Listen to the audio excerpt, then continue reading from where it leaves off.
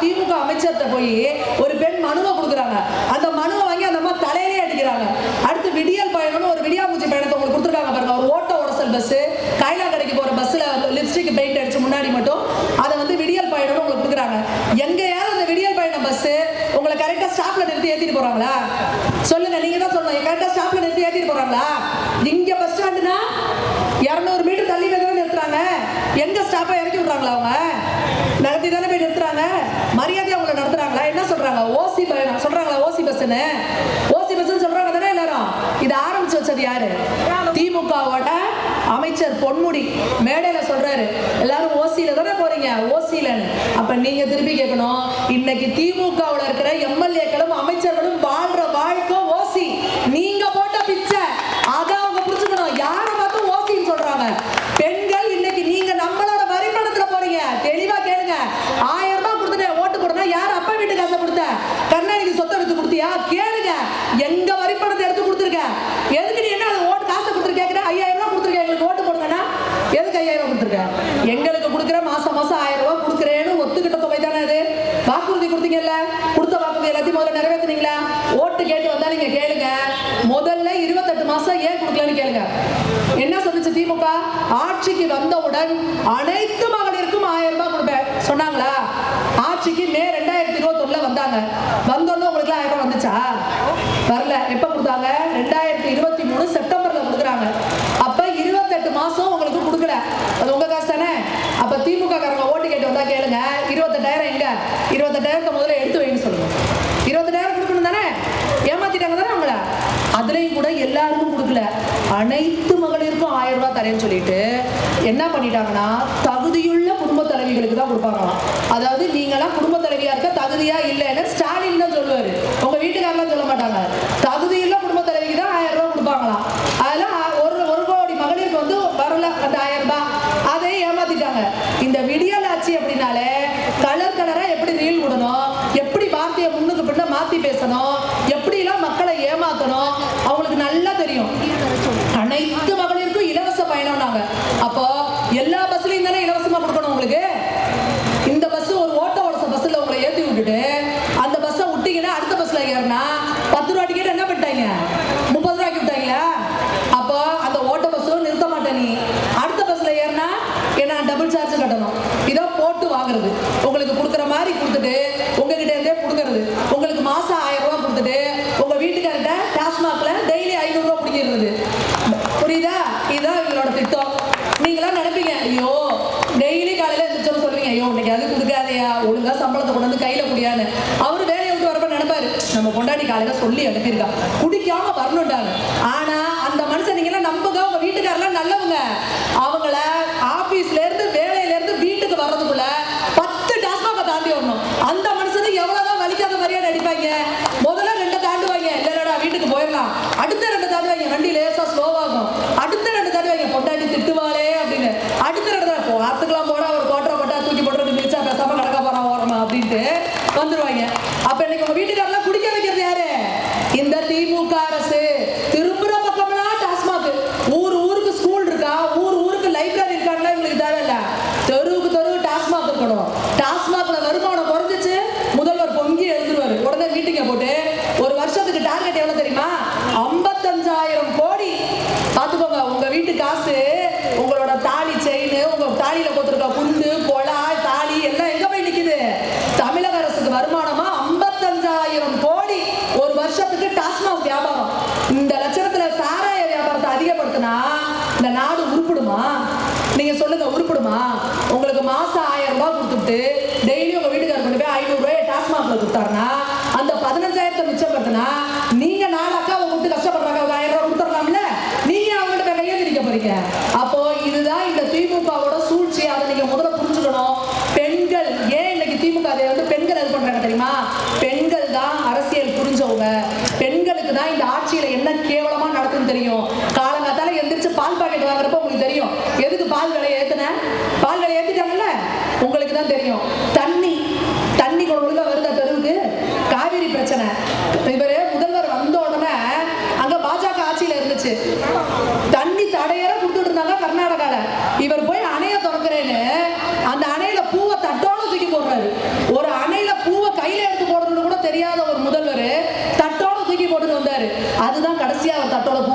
அதுக்கப்புறம் அங்க தண்ணியே வரல கர்நாடகாவில். ஏன்னா இவங்க எல்லாம் இந்த விடியாமூஞ்சி ஆட்சியெல்லாம் போய் அங்கே போய் ஓட்டு கேட்டு பிரச்சாரம் பண்ணி பாஜக அரசை எடுத்து விட்டு அங்கே காங்கிரஸ் ஆட்சியை கொண்டு வந்துட்டாங்க. கர்நாடகாவில் காங்கிரஸ் வந்தோன்னு என்ன பண்ணிருச்சு, நமக்கு தண்ணி தரதை நிறுத்திடுச்சு. அப்ப இந்த காங்கிரஸும் திமுகவும் தமிழகத்திற்கு எவ்வளவு தீய சக்திகள்ங்கிறத நீங்க புரிஞ்சுக்கணும். என்னைக்குமே தமிழக மக்களோட ஆதரவு திமுகவுக்கு கிடையாதுங்க, அது நமக்கு நல்லாவே தெரியும். பெண்களுக்கு திமுகவே பிடிக்காது, கோடியிலும் தெரியும். ஐயோ திமுக காரங்க வந்தாலே ரவுடிசம் தான், பொம்பளைங்களுக்கு பாதுகாப்பு இருக்காது, சாராயம் கரமுண்டு ஓடும். இப்ப புதுசா அதாவது அடுத்தடுத்த லெவலுக்கு வருது இல்ல திமுக, அடுத்த தலைமுறை வந்திருக்குல்ல. இப்ப ஸ்டாலின் அவர்கள் தாண்டி உதயநிதி ஸ்டாலின் வந்திருக்காங்க. இவ்வளவு நாள் சாராயம் கஞ்சான் இருந்தோம், இப்ப பாத்தீங்கன்னா மெத்தமெட்டமைன் அப்படின்னு ஒரு போதை பொருள். அந்த பேர்ல நம்ம வாயிலே நம்ம கேள்விப்பட்டிருக்கீங்களா? யாராவது இந்த பேர்ல கேள்விப்பட்டிருக்கீங்களா? ஆனா நம்புங்க, நம்ம வீட்டு பிள்ளைங்களாம் இந்த கையில வச்சுக்கிட்டு இருக்குது. அதை யார் தெரியுமா எல்லாம் சப்ளை பண்ணிட்டு இருக்கா? தமிழ்நாடு முழுக்க, உலகம் முழுக்க திமுகவோட அயலக அணியில இருக்க ஜாபர் சாதிக் அப்படிங்கிறவரு உலக நாடுகளுக்கெல்லாம் ஏற்றுமதி பண்ணிட்டு இருக்கிறாரு இந்த போதை பொருளை. முதல்வர் வந்து சொன்னாரு, நாங்க தமிழ்நாடு எப்படின்னா இந்தியா கூட தான் போட்டி கிடையாது, உலக நாடுகளோட தான் போட்டினாரு. அப்ப எங்களுக்கு புரியல, இப்பதான் புரியுது. இந்த மாதிரி கஞ்சா கடத்துறதையும் அந்த போதை பொருளை கடத்துறதையும் உலக நாடுகளோட போட்டி போட்டு இருக்காங்க திமுக காரங்க. கள்ளச்சாராயம் காட்டி 70 பெண்களோட தாலி அறுத்தது இந்த திமுக அரசு. அங்க போனாரா முதல்வர்? கள்ளச்சாராயம் செத்து போனாங்கல்ல, அவங்கள போய் பார்த்தாரா? பார்க்கல. ஆனா என்ன தெரியுமா பண்ணாரு? இந்திய வரலாற்றிலேயே முதல் முறையாக கள்ளச்சாராயம் குடிச்சு செத்தவனுக்கு 10 லட்சம் ரூபாய் பணம். அதுல அந்த கள்ளச்சாராயம் காய்ச்சனால அவனும் டேஸ்ட் பார்க்கறதுக்கு 2 மடக்கை குடிச்சுட்டு அவனும் போய் படுத்து கிடக்குறான், அவனுக்கு 2 லட்சம் ரூபாய் பணம். சாராயம் காய்ச்சனவனுக்கும். இப்ப வீட்டுல இருக்க அக்காலாம் என்ன நினைக்க வச்சு தெரியுமா? ஏண்டா எப்படி இருந்தாலும் குடிச்சு கொடை சாகிறதுன்னு முடிவு பண்ணிட்டேன், எதுக்கு போய் டாஸ்மாக்ல குடிச்சு ஏன் உயிரை எடுக்கிற? எங்கேயாவது கள்ளச்சாராயத்தை குடிச்சு செத்து தோட எனக்கு ஒரு 10 லட்சம் ரூபாய் பணமாவது வரும் அப்படிங்கிற நிலைமைக்கு இன்னைக்கு இந்த திமுக அரசு ஆக்கி வச்சிருக்கு இந்த மக்களை. அப்போ எந்த மாதிரி மக்களை நீங்க கொடுமைப்படுத்தி வச்சிருக்கீங்க? இன்னைக்கு வந்து முதல்வர் கேட்கிறாரு, எடப்பாடியார் அவர்கள் வந்து ஆட்சிக்கு வந்த உடனே அனைத்து குடும்பத்துக்கும், நோட் பண்ணிக்கோங்க, தகுதி இல்ல அனைத்து குடும்பத்துக்கும் 10,000 ரூபாய் தருவேன்னு சொல்லியிருக்காரு, கருணை தொகைன்னு.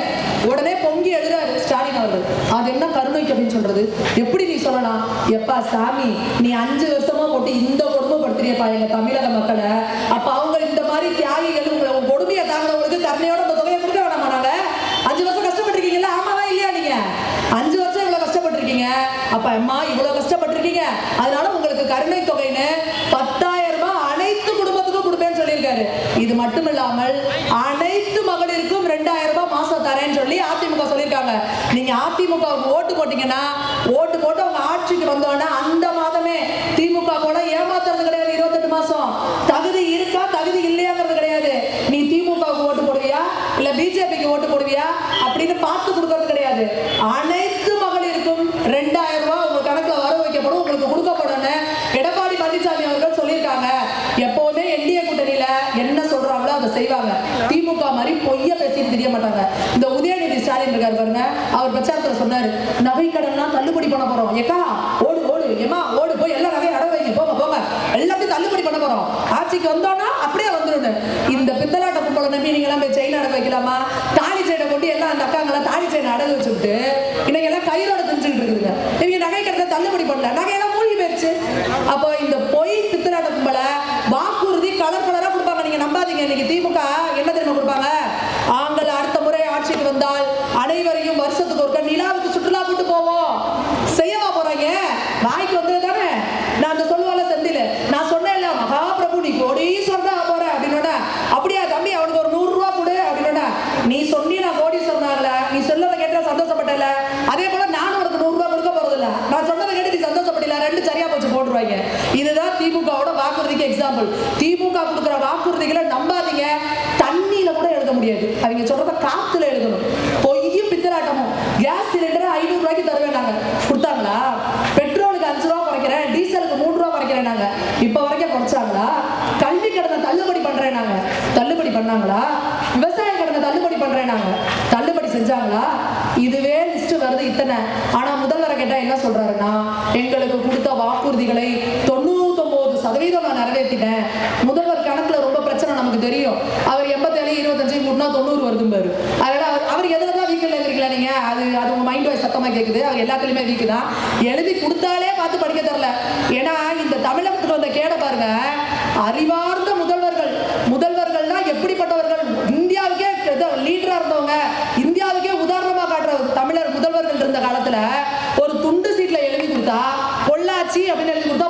வச்சுட்டு படிக்கிறாரு. இந்த மாதிரி ஒரு முதல்வரை நீங்க தேர்ந்தெடுத்துக்கிட்டு எழுதி கொடுத்தா கூட பார்த்து படிக்க தெரியல. உலகத்திலேயே எங்கேயாவது பிரஸ் மீட்டு பேப்பர் வச்சு பார்த்துருக்கீங்களா? பிரஸ் மீட்னா என்னக்கா? பத்திரிகைக்காரங்க நிற்பாங்க, அவங்க கேள்வி கேட்பாங்க, முதல்வர் பதில் சொல்லுவார். இவங்க என்ன கேள்வி கேட்கணும், எந்த கேள்வி முதல்ல எந்த கேள்வி ரெண்டாவதுங்கிறத முதல்கிட்ட எழுதி கொடுத்துட்டாங்க. அதுல முதல்வரோட அறிவாளித்தனம் என்ன தெரியுமா? ரெண்டாவதா கேட்கிற கேள்வியை முதல்ல கேட்டாங்களா? அதே கேட்டார் மைக்கில், என்னப்பா அதை முதல்ல கேட்கிற? இப்படி ஒரு முதல்வரை நீங்க எங்கேயாவது பார்த்துருக்கீங்களா? இதெல்லாம் நம்ம வெக்க கேடு. நம்ம எப்பேற்பட்ட இங்க இருக்க அக்காவை 4 பேரை கூப்பிட்டு இன்னைக்கு என்ன ஆட்சி நடந்துட்டு இருக்கு மைக்க கொடுத்தா பேசுறீங்களா இல்லையாக்கா? பேசுறீங்கல்ல. ஒரு முதல்வர்னா உங்களை ஆளணும், நம்ம எல்லாத்துக்கும் தலைவனா இருக்கணும்னா அதுக்கு ஒரு தகுதி இருக்கணும்ல. அந்த தகுதி பார்த்து நீங்க போடுங்க, அதுதான் ரொம்ப முக்கியம். சும்மா வந்து உங்களை ஏமாத்துறவங்களுக்கு நீங்க போடக்கூடாது. உங்க வீட்டுல உங்க தெருவில் ஒரு மகளிர் சுய உதவிக்குழுல ஒரு அக்கா இருக்காங்கன்னு வச்சுக்கோங்க, அந்த மகளிர் சுய உதவிக்குழு தலைவிக்குன்னு ஒரு தகுதி இருந்தா தான் நீங்க எல்லாமே அந்த குழுவிலேயே சேர்வீங்க. ஏன்னா அவளே ஒரு விவரம் கேட்டவா ஆக்கம் கேட்டவா அவகிட்ட போய் நம்ம என்ன குழுல சேர்றது சொல்லுவீங்கல்ல. அப்ப முதல்வர் கதை மட்டும் யாருக்குன்னா நீங்க கொடுத்துருவீங்களா? அப்படி எப்படி நீங்க ஓட்டு போடுவீங்க? நீங்க தானே பார்க்கணும். ஒரு இடத்துல ஒரு பேச கூட தெரியாத ஒருத்தரை நீங்க முதல்வரை செலக்ட் பண்ணி வச்சா அவருக்கு ஆட்சி நடக்கிறது என்ன நடக்குதுன்னு தெரியல, காவல்துறை எப்படி கண்ட்ரோல் பண்ணணும்னு தெரியல, இங்க நிர்வாகம் எப்படி நடக்கணும்னு தெரியல, பெண்களை எப்படி பாதுகாக்கணும்னு தெரியல, கொடுத்த வாக்குறுதியை எப்படி நிறைவேற்றணும்னு தெரியல, பொருளாதாரத்தை மேனேஜ் பண்ண தெரியல. இப்ப நீங்க இருக்கீங்கக்கா, என் வீட்டுக்கார சம்பளம் 10,000 ரூபானா 10,000 தானே குடும்பம் நடத்துவீங்க? மாசம் 1 லட்சத்துக்கு குடும்பம் நடத்துவீங்களா? அப்ப மீசி 90,000 என்ன பண்ணுவீங்க? என்னக்கா பண்ணுவீங்க? கடன் வாங்குவீங்கல்ல. சரி, இப்ப உங்கள்கிட்ட கேட்கிறேன், உங்க வீட்டுக்காரரு இந்த 1 வருஷத்துல உங்ககிட்ட சொல்லாம போய் ஒரு 5 லட்சம் ரூபாய் கடன் வாங்கிட்டாரு, என்ன பண்ணுவீங்க? சொல்லுங்க, நீங்க தான் சொல்ல. என்ன பண்ணுவீங்க? தூக்கி போட்டு கும்புவீங்களா? வர எப்படியா என்கிட்ட சொல்லாம 5 லட்சம் கடன் வாங்குற, கடன் வாங்கி என்ன பண்ண சொல்லு கேட்பீங்கல்ல. உங்க முதல்வர் இந்த 5 வருஷத்துல 5 லட்சம் கோடி கடன் வாங்கி வச்சிருக்காரு நம்ம தமிழ்நாட்டுல. கேள்வி கேளுங்க போய், என்ன பண்ண? 5 லட்சம் கோடியில இந்த ரோட்ல அப்படியே சிங்கப்பூர் ரோடு மாதிரி இருக்கா? உங்க வீடெல்லாம் அப்படியே ஃபுல்லா எல்லாம் பிளாட் சிஸ்டமா மாறி எல்லாரும் 2 BHK டைல் ஹவுஸ்ல இருக்கீங்களா? எல்லாரும் வீடு கட்டி கொடுத்துட்டாரா? உங்க பிள்ளைங்க எல்லாம் அப்படியே ஹைஃபையா கான்வென்ட் மாதிரி ஆகிட்டாங்களா? உங்க கார்பரேஷன் ஸ்கூல்லாம் அரசு பள்ளியில எப்படி ஆயிடுச்சு?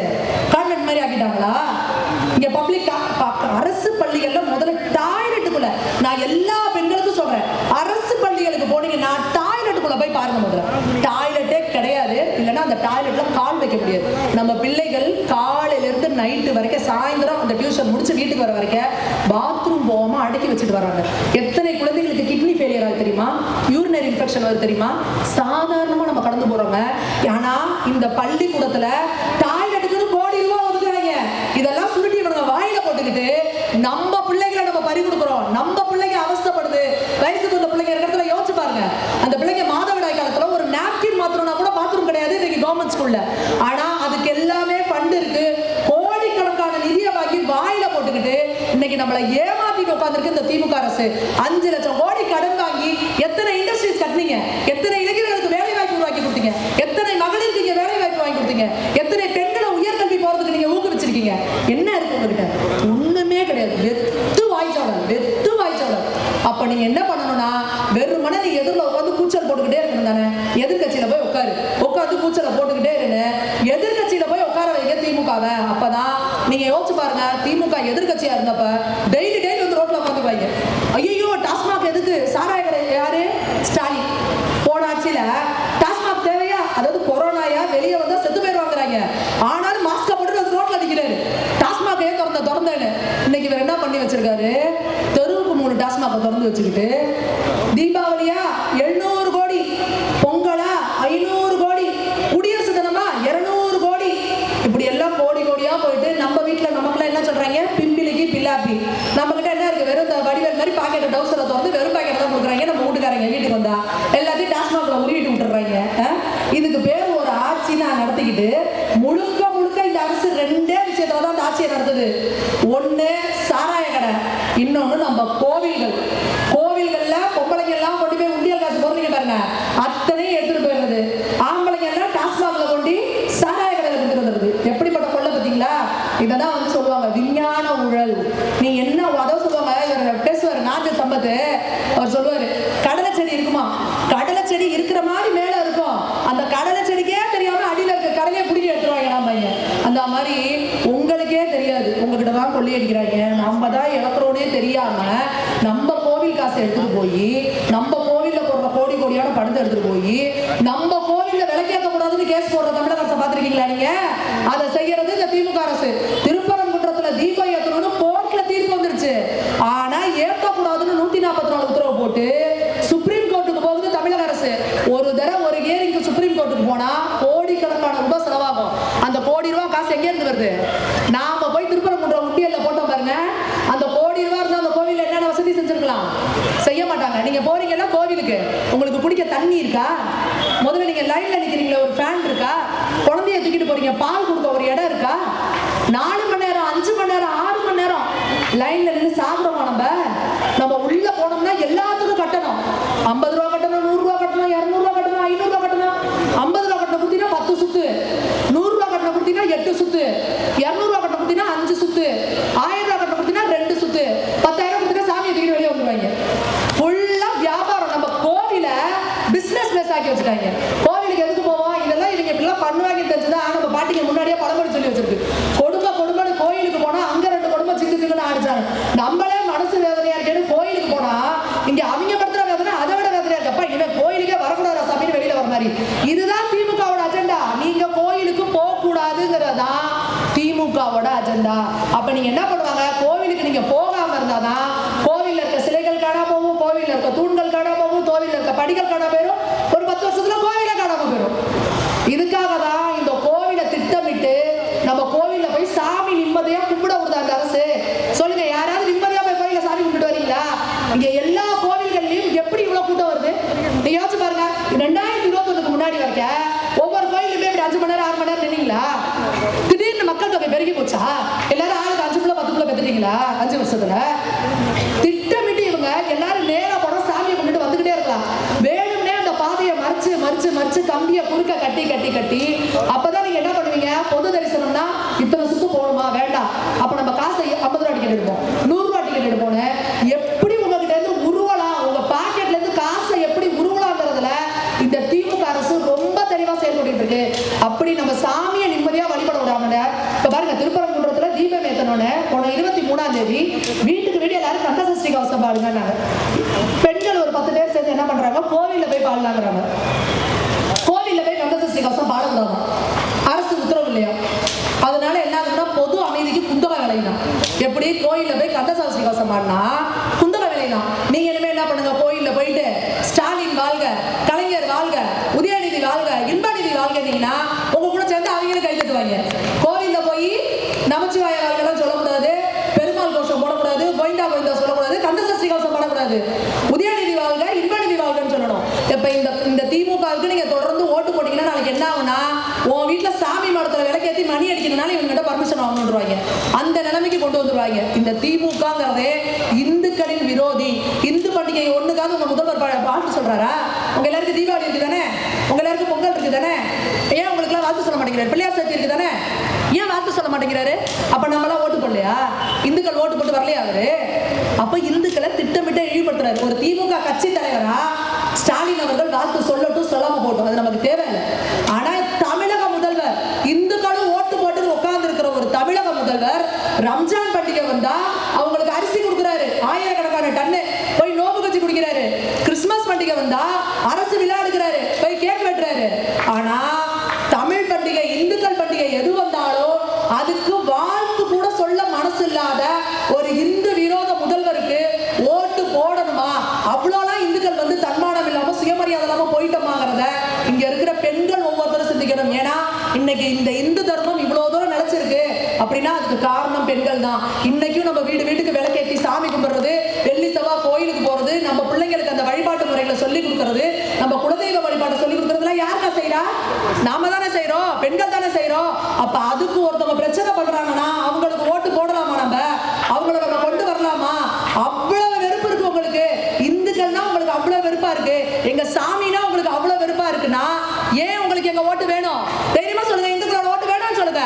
இத்தனை ஆயிரம் கோயில்களுக்கு கும்பாபிஷேகம் நடந்திருக்கு, ஒரே ஒரு கும்பாபிஷேகத்துக்கு முதல்வர் வந்தாரா? முருகன் மாநாடுன்னு ஒண்ணு நடத்துறாங்க, அதுவும் நம்ம காசை வச்சு. அந்த காசுக்கு அந்த மாநாட்டுக்கு முதல்வர் வரல. ஏன் வரல? அப்போ நீங்க கிறிஸ்துமஸ் பண்டிகைக்கு போறீங்க, ரம்ஜான் பண்டிகைக்கு போறீங்க, ஏங்க அரசே நடத்துற முருகன் மாநாட்டுக்கு நீங்க வரல? அப்ப அந்த அளவுக்கு முதல்வருக்கு இந்துக்கள்னா அவ்வளவு வெறுப்பா இருக்கு. நம்ம இந்து கடவுள்கள்னா கேவலமா இருக்கு. நம்ம இந்து கடவுள்களை என்னெல்லாம் இழிவுபடுத்தணுமோ திமுக. சரி, இந்து கடவுள்களை தான் இழிவுபடுத்துறாங்க, தமிழர்களையாவது மதிக்கிறாங்களான்னா கிடையாது. அவங்க இன்னைக்கு சொல்லிட்டு இருக்காங்க, எங்களோட கொள்கை தலைவர் ஈவேரா தான், ஈவேரா மட்டும் இல்லைனா அப்படின்னு ஆரம்பிச்சிடுறாங்க. ஈவேரா தமிழை பத்தி என்ன தெரியுமா சொல்லியிருக்காரு? தமிழ் ஒரு காட்டு மிராண்டி மொழி, நீஷ பாஷை. உன் வீட்டுல வேலைக்காரி கிட்ட கூட தமிழ்ல பேசாத, இங்கிலீஷ்ல பேசு. தமிழ் படிச்சீனா நீ பிச்சை கூட எடுக்க முடியாது. எப்படி? தமிழ் படிச்சீனா நீ பிச்சை கூட எடுக்க முடியாது சொன்னது யாரு? யார் சொன்னது? பெரியார். ஈவேரா. அவர் பெரியார்னு சொல்லக்கூடாதுங்க, பெரிய விஷயங்கள் செய்வதா செயற்கரிய செய்வார் பெரியார்பாங்க. அவர் ஒண்ணுமே செயற்கரிய செய்யல, இவங்க கொடுக்குற பில்டப் அதெல்லாம்.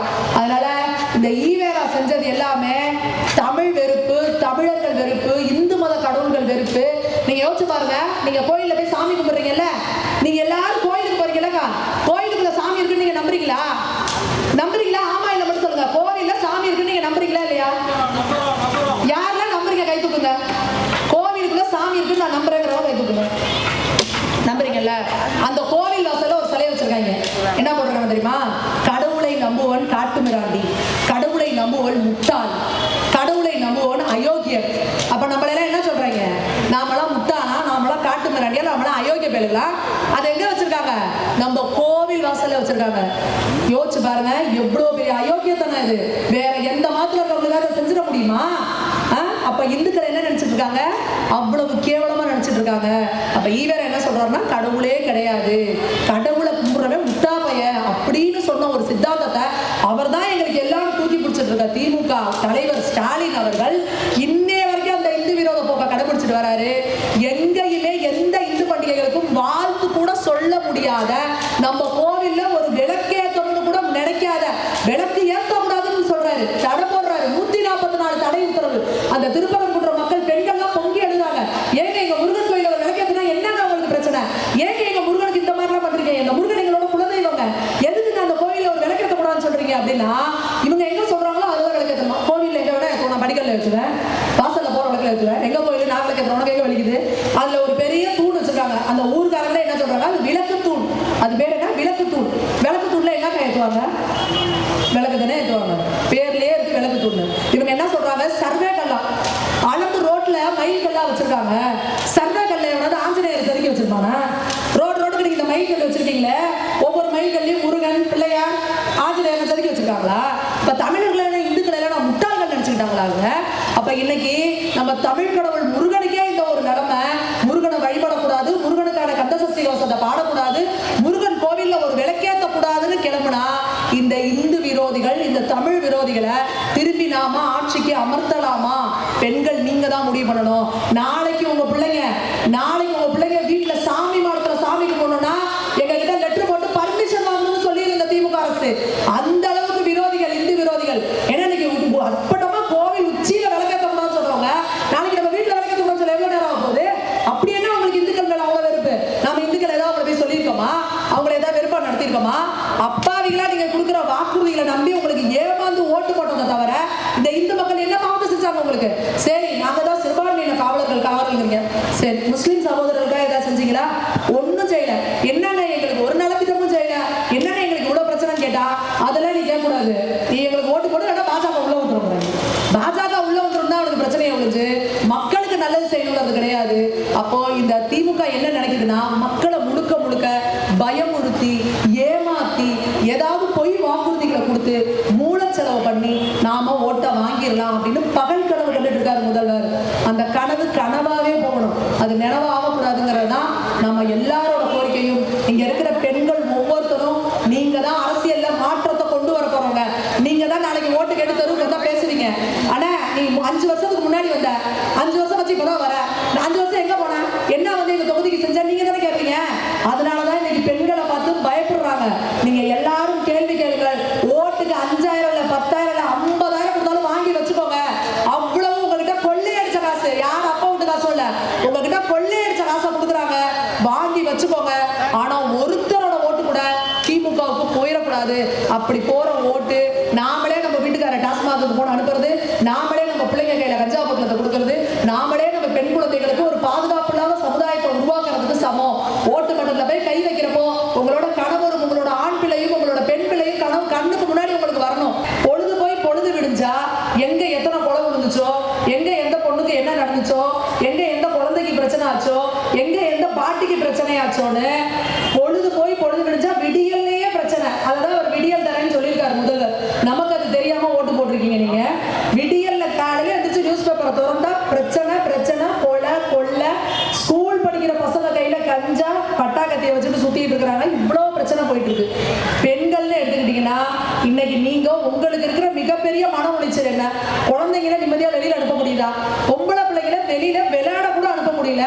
குழந்தைகளுக்கு எதிரான போக்சோ வழக்குகள் 100% அதிகமாயிருக்கு இந்த திமுக ஆட்சியில. ஏன் அவ்வளவு நடக்குது அப்படின்னா, முதல்வர் தான் அவர் கையில வச்சிருக்காரு காவல்துறையை. காவல்துறை கையில வச்சிருக்க முதல்வர் என்ன பண்றாரு அப்படின்னா, என்ன பிரச்சனை நடக்குது, தமிழ்நாட்டுல என்ன நடக்குதுன்றதே முதல்வருக்கு தெரியல. ஒரு பொம்மை முதல்வரா உட்கார்ந்துருக்காரு. ஒரு பிரச்சனை அப்படின்னா, இந்த கருணாஸ் ஒரு படத்துல சொல்லுவாங்கல்ல, ஆட்டோ ஓடல என்னன்னு பாரு அப்படின்னா, ஆட்டோ ரிப்பேர்னா என்ன பண்ணுவோம், என்ன பிரச்சனையோ அதை சரி பண்ணுவோம். ஆனா அவன் என்ன பண்ணுவான், கருணாஸ் கண்ணாடியை போய் திருப்பி வைப்பான். கண்ணாடியை திருப்பினா ஆட்டோ எப்படிடா ஓடும் கேட்பாங்க. அந்த மாதிரி எங்க முதல்வர் இங்க பெண்களுக்கு ஏகப்பட்ட பிரச்சனைனா காவல்துறையை கூப்பிட்டு மீட்டிங் போட மாட்டாரு, உடனே போட்டோ ஷூட் கிளம்பிடுவாரு. கேமரா எடுத்து வச்சுக்கிட்டு பெண்களுக்கு மீதான ஏதாவது ஒரு பிரச்சனை வந்துச்சுன்னா நான் இரும்பு கரம் கொண்டு அடக்குவேன். எப்படி? வாய் மட்டும்தான் வேலை செய்யுது, கை ஒண்ணு வேலை செய்ய மாட்டேங்குது. வாயில சொல்றாரு இரும்பு கரம் முடுக்குங்கிறாரு. எங்க முடுக்குது, எங்க நடக்குது? எங்க பார்த்தாலும் பெண்களுக்கு பிரச்சனை. போய் போலீஸ் ஸ்டேஷன்ல கம்ப்ளைண்ட் கொடுத்தீங்கன்னா எஃப்ஐஆரே போட மாட்டேங்கிறாங்க. எஃப்ஐஆர் போடப்படாமல் எவ்வளவு பெண்களுக்கு பிரச்சனை. பெண் குழந்தைகள் மீதான பிரச்சனைக்கு போனா எஃப்ஐஆர் போடாம எவ்வளவு பிரச்சனையும் வேதனையும் இந்த திமுக அரசு கொடுத்துட்டு இருக்கு. எங்கேயாவது ஒரு ஆளும் அரசு ஒரு பாதிக்கப்பட்ட பெண்ணை தாக்கி பார்த்திருக்கீங்களா? யார் தப்பு செஞ்சாலும் அவனை காப்பாத்தி நீங்க பார்த்திருக்கீங்களா? அண்ணா நகர்ல 10 வயது குழந்தைக்கு ஒருத்தர் பாலியல் துன்புறுத்தல் கொடுத்து கொடுமைப்படுத்துறான். அவங்க அப்பா அம்மா ஒரு கூலி தொழிலாளி. அந்த அண்ணா நகர் காவல் நிலையத்துல போய் கம்ப்ளைண்ட் கொடுக்குறாங்க. கம்ப்ளைண்ட்டை எடுத்துக்க மாட்டேங்குது காவல்துறை. அது மட்டும் இல்லாம அவங்க அம்மா அப்பாவை நிர்வாணப்படுத்தி அடிச்சு அந்த அம்மா மேல விபச்சார வழக்கு போடுவேன்னு மிரட்டுறாங்க. எவ்வளவு பெரிய வேதனை பாருங்க. 10 வயசு பிள்ளைங்க, 10 வயசு பிள்ளைய ஒரு காமுகன் வந்து பாலியல் துன்புறுத்தல் கொடுத்துருக்கான்றது பெற்றவங்களுக்கு எவ்வளவு பெரிய வேதனை. ஆனா நீங்க கம்ப்ளைண்ட்டை கூட எடுத்துக்க மாட்டீங்க. ஏன்னா அவன் ஒரு திமுக நிர்வாகிங்கிறதுக்காக அவனை காப்பாத்துறதுக்கு இந்த திமுக அரசு எவ்வளவு எல்லைக்கு போயிருக்கு தெரியுமா? அந்த பெத்தவங்க என்ன கேட்டாங்கன்னா, இங்க எங்களுக்கு நீதி கிடைக்காதுங்க, சிபிஐ வழக்கு விசாரிக்கணும்னு சொல்றாங்க. சிபிஐ வரக்கூடாதுன்னு உச்ச நீதிமன்றத்துக்கு போகுது இந்த தமிழக அரசு. அப்ப பாதிக்கப்பட்ட பெண்களுக்கு பக்கம் நீங்க இருப்பீங்களா, இல்ல யார் அயோக்கிய பயலோ அவ பக்கம் இருக்குமா அந்த திமுக அரசு? நீங்க உச்ச நீதிமன்றத்துக்கு போனா எத்தனை கோடி தெரியுமா ஒரு லாயருக்கு? 1 கோடி ரூபாய் கொடுக்குறாங்கன்னா அந்த காசு யாரோட காசு? நம்மளோட வரிப்பணத்தை எடுத்து நம்ம பாதிக்கப்பட்ட குழந்தைக்கு நியாயம் கிடைக்க கூடாதுன்னு தமிழக அரசு எங்க போகுது? உச்ச நீதிமன்றம் வரைக்கும் போகுது. இததான் இந்த தமிழக அரசு பண்ணிக்கிட்டு இருக்கு. நம்ம பொம்பளை பிள்ளைங்களுக்கு ஒரு பிரச்சனை, அண்ணா யூனிவர்சிட்டியில காலேஜ் கேம்பஸ்க்குள்ள அந்த பொம்பளை பிள்ளைய வந்து பாலியல் துன்புறுத்தல் கொடுத்து பண்றான். அந்த பொண்ணு கம்ப்ளைண்ட் கொடுக்குது. அந்த பொண்ணு பத்தின அத்தனை தகவல்களும் வெளியிடுறாங்க. அந்த பொண்ணு பேர் என்ன, அட்ரஸ் என்ன, போன் நம்பர் என்னன்னு. அப்ப எப்பேற்பட்ட அராஜக போகுது பாருங்க. கோர்ட் உத்தரவுப்படி ஒரு பெண் பாதிக்கப்பட்டாங்கன்னா அந்த பெண் பற்றின தகவலை சொல்லக்கூடாது. ஆனா இந்த தமிழக அரசு, திமுக அரசு எப்பேற்பட்ட பெண்கள் விரோத அரசுன்றது உங்களுக்கு தெரியாது இல்ல. இங்க நிறைய பேர் 40 வயசுக்கு மேல 50 வயசுக்கு மேல இருக்கீங்க. இந்த திமுக அரசு ஜெயலலிதா அம்மாவை என்னென்னலாம் கேவலமா பேசுறாங்க நம்ம பார்த்துருக்கோம் தானே. ஒரு பெண்ணுன்ற காரணத்தினாலேயே அவங்க எவ்வளவு ஆளுமை மிக்கவங்க, எப்படி ஆட்சி நடத்தினாங்க. நீங்க இன்னைக்கு எல்லாரும் சொல்லுங்க, ஒரு 50 வயசுக்கு மேல சொல்லுங்க, அம்மாவோட ஆட்சியை பார்த்துருக்கீங்க. ஒரு அவங்களோட ஆட்சி காலத்துல ஒரு பெண்ணுக்கு ஒரு பிரச்சனைனா சும்மா விட்டுருவாங்களா? அவங்க எப்படி பாதுகாப்பு கொடுப்பாங்க? ஆனா அப்பேற்பட்ட ஆளுமை மிக்கவர்களை திமுக கலைஞர் கருணாநிதி அவர்களும் ஸ்டாலின் அவர்களும் திமுக எல்லாரும் அந்த அம்மாவை என்னென்ன கேவலமா பேசியிருப்பாங்க, எவ்வளவு வந்து கேரக்டர் அசாசினேட் பண்ணிருப்பாங்க, பர்சனலா எவ்வளவு விமர்சனம் பண்ணாங்க, எவ்வளவு கேவலமா பேசினாங்க. ஏன்னா திமுகவுக்கு அது கை வந்த கலை. அவங்களுக்கு பெண்களுக்கு மரியாதை கொடுக்கறதுனா என்னன்னே தெரியாது. பெண்கள்னாவே ஒரு போக பொருள், ஒரு உடம்பாதான் அவங்க பார்ப்பாங்களே ஒழிஞ்சு